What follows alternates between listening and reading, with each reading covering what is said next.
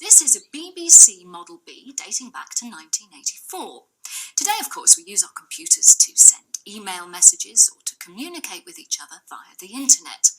But 12 years ago, such technology was still a thing of the future. Now, machines like these couldn't be connected to a network, and to store information from them, you had to use a floppy disk like this. So, when Ken, an economics teacher, and his girlfriend Debbie said that messages were appearing on their BBC computer at home, there seemed to be no conventional explanation.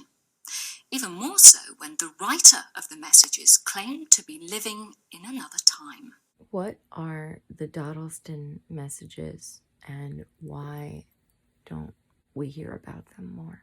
Why isn't this mentioned more in paranormal forums, anywhere? I even started my own subreddit because there was no conversation about it. Yeah, and there's a small amount of interest, but there was like one made-for-TV movie made about them in the 80s or early 90s, but besides that, and this was a hard book to get at a reasonable price, and I still wonder why I got it at the price that I did.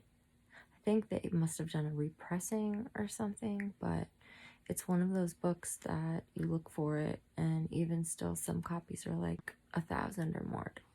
So let's break down the Dawdleston messages. So the name of the book is The Vertical Plane, and it's by Ken Webster, and he details all of this bizarre communication that he had through the computer. This was in the days before computers were in people's houses. So this guy worked as a teacher, some kind of academy, and he was able to bring a computer home from the computer lab that he worked at. Now, the book is really hard to get through. It provides a lot of detail. The whole book is just detail. You know, some of it is kind of boring. A friend pulled up, I'm helping her with luggage, just everyday stuff. Then strange things start happening. Poltergeist activity, things being moved, just weird stuff. Like the temperature drops and a gust of wind just catches the newspaper and just blows it into the air for a few seconds. Just weird shit. And they weren't like freaked out, they were more intrigued. So this is the first time he notices some kind of communication with the computer. So he's explaining to his wife's friend how to use the computer. She needed it for a very specific reason, to transcribe some document or something. So he gets it up for her, explains how to get the word processor going, because you guys that are old enough remember MS-DOS, and there was prompts that you had to put in and all this stuff. You had to like tell the computer what you wanted to do. So they go back to the screen, and it basically no longer says Edward, which is the beginning of a Word document, but it just says BBC B32K Acorn DFS, which means nothing. So he assumes that she, user error, stupid woman kind of stuff. He discovers there's a new file named KDN. Nick's work was under single file names, for instance, D or O. The only other material on the disk was a colleague's timetabling outlines, as it was a borrowed disk. I called file KDN up. The disk drive hummed and clicked. The following is a poem. Ken, Deb, Nick, KDN. These are the 3 names of the people in the house. True are the nightmares of a person that fears. Safe are the bodies of the silent world. Turn, pretty flower, turn towards the sun, for you shall grow and sow. But the flower reaches too high and withers in the burning light. Get out your bricks. Pussycat, pussycat went to London to seek fame and fortune. Faith must not be lost, for this shall be your redeemer. Can you imagine just reading a Word document that appears on your computer and it's addressed to you, and it's a fucking weird cryptic poem like that? That's what kind of pulled me into it. So I thought, you know what? it might be nice to just kind of go through the Cliff's Notes. I find it really interesting because the way that they wrote it back in the time that it was supposedly coming from, people that specialize in Old English actually compared this because it seemed really strange to the person that was reading it, and it actually seems really strange to me. It's not how I'm used to seeing Old English. Looks like this. I write on behalf of many. What strange words thou speak, although I must confess that I hath also been ill-schooled sometimes. Methinks alterations are somewhat barful, for they break many a sleepless in mine bed. Thou art goodly man who hath fanciful woman who dwell in mine home.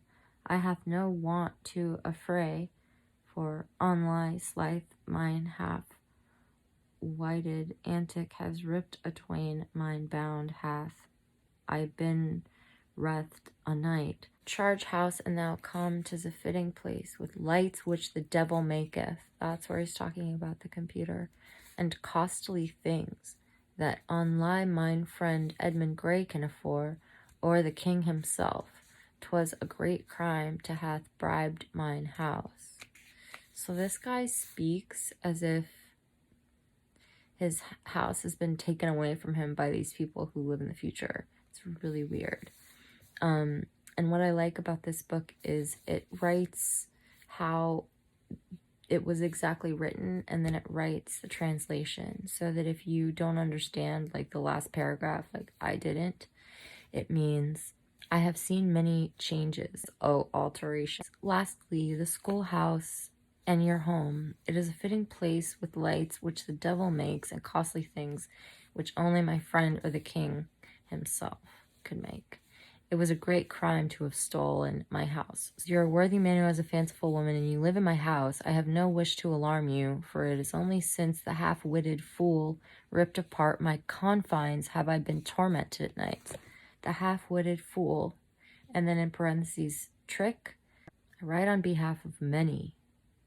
Okay, so it's not just him in his time that's noticing this strange box of lights which the devil makes.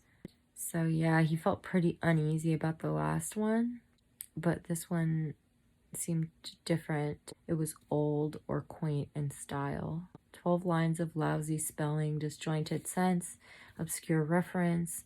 And so he was trying to make sense out of this. A ghost, a spirit, a joke, a poltergeist, no clear answers. And again, it's just him, his girlfriend, and their friend in the place now.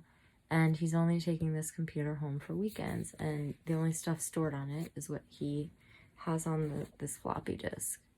I was baffled by at least 3 words. They were reft, charge house, and bribed, as used in this way. At face value, we were in someone else's house, someone who had felt the effects of the changes in the house. I was a goodly man, but I had committed a great crime. I had lights which the devil maketh. There was a feeling that we should try and link the disturbances, such as the stacking and appearance of the chalk marks on the pillar. To this message, perhaps we could tie the poem. That didn't take long. It was all some hopes. Look at the facts. But it niggled me. Those words of L.W. spoke to me more than I could reason why. Nick was all for it being John. I scratched around for ideas. Very few came. I'd shown this message to a few of my colleagues, as I'd shown the poem weeks ago, to get some other perspectives on it. So no one's really trusting each other. So this whole charge house, Barful thing. And Barful is something that I knew somehow. I think from Rhyme Zone, because I was probably trying to rhyme a word. And sometimes I come across really beautiful words and I'm like, huh, Barful, that's pretty. I gotta remember that for later. It meant like a shame, Barful. Eventually he gets this Old English message over to his friend. So John is another character in all this. And John is just like an outside friend who goes to the university. And he's, of course, interested in this weird phenomenon that's going on at their house. These cottages are historic. Like, just looking at these pictures, there's chalk messages. That was one of the first things to happen. I know I'm all over the place here, but so we're talking to John, and they're basically like, well, what should we write next? They all agree, and they come up with this line of questioning for him. And of course, our date must come first. It seems that the messages come from someone using an older form of English, so let's try the 17th century. A disorderly run of questions followed, none of them carefully thought out. We settled for the following imprecise jumble of questions. It was clumsy, but on it went. It was little more than a joke after all.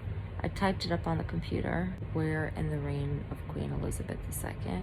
Thanks for your message. We're sorry for disturbing you. What would you like us to do? Did you live in a house on this land in about 1620?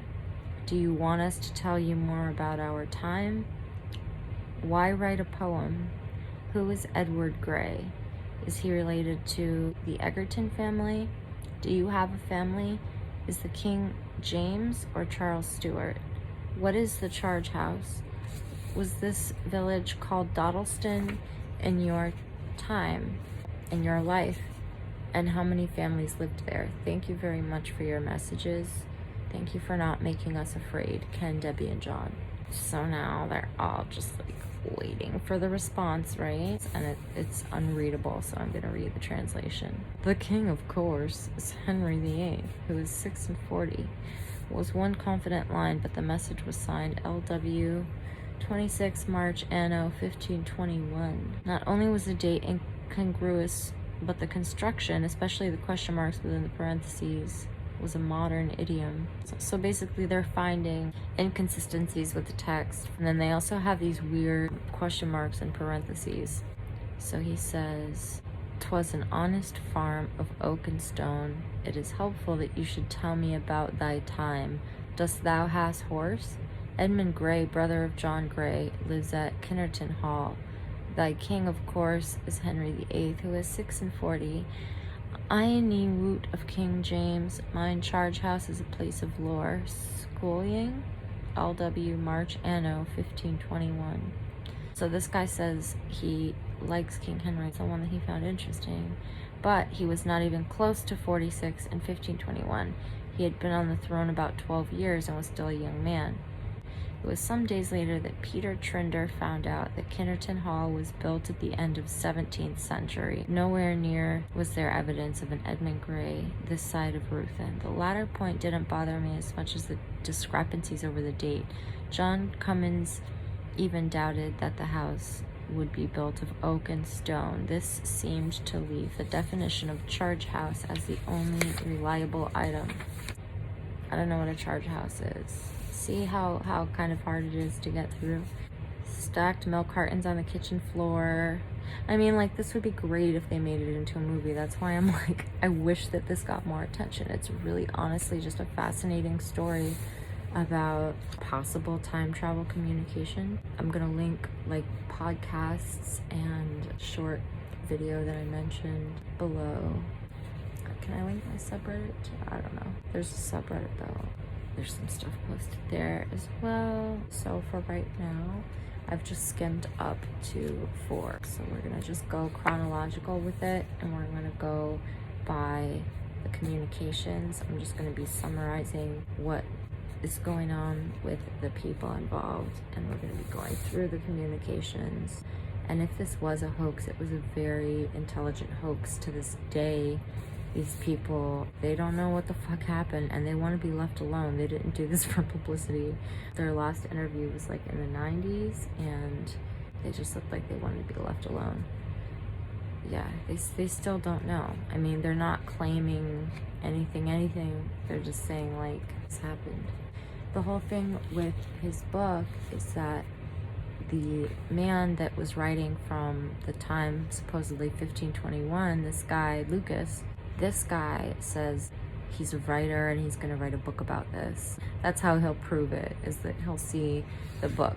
So this guy, I mean, up until the 90s was looking for anything that has to do with this guy who lived in those cottages back then. no book ever surfaced, but Ken Webster made one, and it's definitely worth a read or two. We've skimmed up to chapter 4, and I'm just gonna leave off there. Hey guys, I'm sorry about the poor audio, the poor lighting, and just the poor everything. I just apologize for my fucking existence. Just kidding, I'm not sorry. I do wish the audio was better for this. The next communication is very wordy. He's going through his boring descriptions, a stack of 3 milk cartons on the kitchen floor. Basically, he comes home to a screen full of text. They brought the computer to the cottage deliberately with the intention of obtaining, if possible, some more words from LW. So they had an intention this time. They wanted to know more. Asked about his family and whether he went to Chester Market and so on. I didn't want to challenge him. I'd let it ride, give him enough rope, etc. I was also keen to get down to Rick Steele's garage and hope. See what I mean? He's talking about his car shit. I don't care about that. Fucking car. Yeah, that car has nothing to do with anything. That's like a whole page of my life that I won't get back. Okay, so there's a very wordy communication, so I'm just gonna read the translation because it looks like this. There's just too many Y's and E's, and no, I'm not gonna do that. Translation is very good because they happen to be at a university and know all these specialists. I mean, who specializes in Old English? That's weird. All right, so he says, "My goodly friend, I must needs say, how is it that there are many things of which I have no knowledge? It seems to me that if you cannot say why you are in my house, then I can no more help you than if my wits had gone. I have no kinfolk I can tell you about. My wife was taken with the pestilence, and the Lord did take her soul and her unborn son." Well, that's sad. 1517. "My farm, it is humble, but it is a pretty parcel of land. It has red stone footings and clean rushes on the beaten floor. This season I have much to do. I have to sow my barley early for my ale. It is this that is my craft, and which I am best at, I fancy. Also, I have to go to Nantwich to my known friend Richard Wishall, whose farm is so great as to allow him a 4-year rotation of fallow. I do so envy him. He has much there, but nothing that delights me more than his cheese. It cannot be equaled by any other for pleasantness of taste and wholesomeness of digestion. I shall also call at Nantwich Market. It is not so great as Chester Market by the cross, but it is of some interest. I shall need to go to Chester this season to get my shoes. My goodly friend Thomas Aldersay, a tailor by craft, makes them sometimes. I also make shoes, but none of my swine are ready. It is far too costly unless I need kill one. Do you know the country of Chester and the Watergate is a place that brings many traders. It is a shame the port does shrink. I can remember great ships now. They get smaller by each tide. But Chester Port is still greater than that of Liverpool. I am often to the east wall of Chester, Cow Lane. It is not so tiresome there than by the cross. That is when my fowl or swine do not trip up my poor body. I can hear tell that you are a teacher in Hawarden. Do you mean Howardine? Do you still earn the great sum of £20 per year? I remember my unpleasant dean, Henry Mann, who is likened to a fish. If any boy shall appear naturally averse to learning after fair trial, he shall be expelled elsewhere, lest, like a drone, he should devour the bee's honey. Nay, I cannot make merry on holy day for fear of my life. My friend was once a fluting on a holy day, and did have his ears pinned to the wood block. I think when you say Dawdleston, you mean Duddleston. My queen, of course, is Catherine Parr. Lucas. He's like, welcome to the puzzle. This guy really, he just sees it as like something really interesting that's going on. He doesn't know what it is. Whatever it is, he's intrigued by it. So if it is someone playing him, remember what you're gonna say. If it is someone playing him, he is kind of looking at it like a game.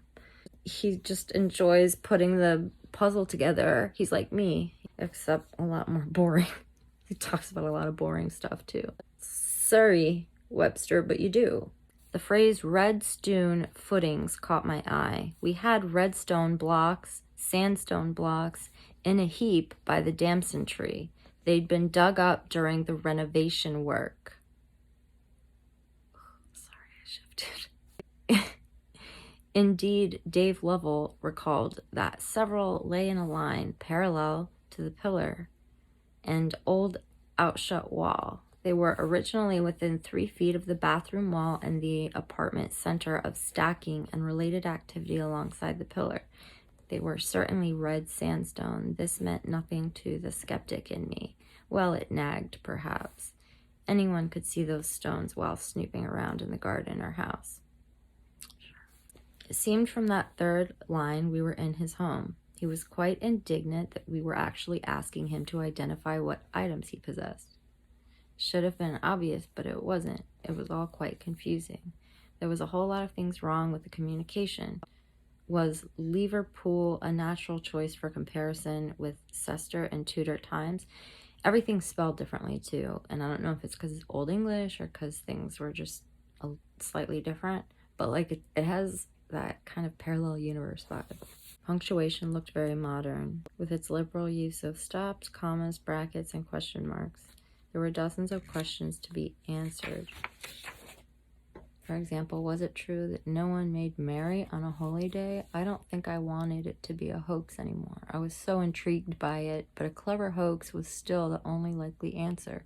After all, we were always out when a message appeared, and it was becoming predictable that I would bring a computer home at weekends. There was opportunity for Lucas, but still not motive. For if the idea was to scare me away or drive me mad, it was failing. I was becoming excited by the puzzle. So were Debbie and Peter Trinder, who, interestingly enough, had traced a number of Lucas's words and found them to be exactly right for the period, though naturally he was puzzled by the punctuation. As a result, he was hooked on them. I couldn't resist the thought that what we were seeing might be from another time. Unfortunately, the exact questions we put to Lucas in reply to his message were not recorded because he accidentally left the disc. He lost the disc. Back then, we used to have these things called floppy disks. We had hard disk, floppy. So we had a floppy disk. Often, they're not that much money, but they were like as much money as a cassette tape, I would say. And so you would trade them, just like we would, record over cassette tapes over and over again. God, I feel so old. But this guy goes on a bit like me. He's like, damn it, we erased all the shit that we asked him. But he says, principally, I asked him how he could possibly use a computer if he was from the 16th century. These Old English ones are so funny. Mine goodly friend, mayest thou tell? What? So he says, my good friend, can you tell me for what reason are you asking many questions which I cannot understand?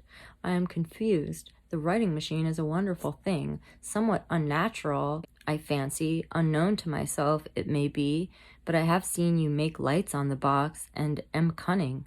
Yes, I know of Bristol. My kinfolk did come from Bridgewater and Taunton by the river Tone until they died. To make merry, I like to be at the ale. Yes, sometimes I use the bridge at Aldford. Your merrymaking pleases me, but it is rather noisy at times. Will you tell your woman to play more of the flute thing? 'Tis a pleasant sound, I think. How do you travel to your school in Hawarden? I must hurry as my dogs are loose and are being troublesome to my fowl. All right, Lucas. So this one he signed Lucas Wainman. So first it was LW, then it was Lucas, now it's Lucas Wainman. I think later we find out that his name wasn't Lucas at all. So, do we know this person's name? We'll find out later. But this guy's he's caught up on exact times and locations and everything lining up. I guess that's good. He's scientific minded.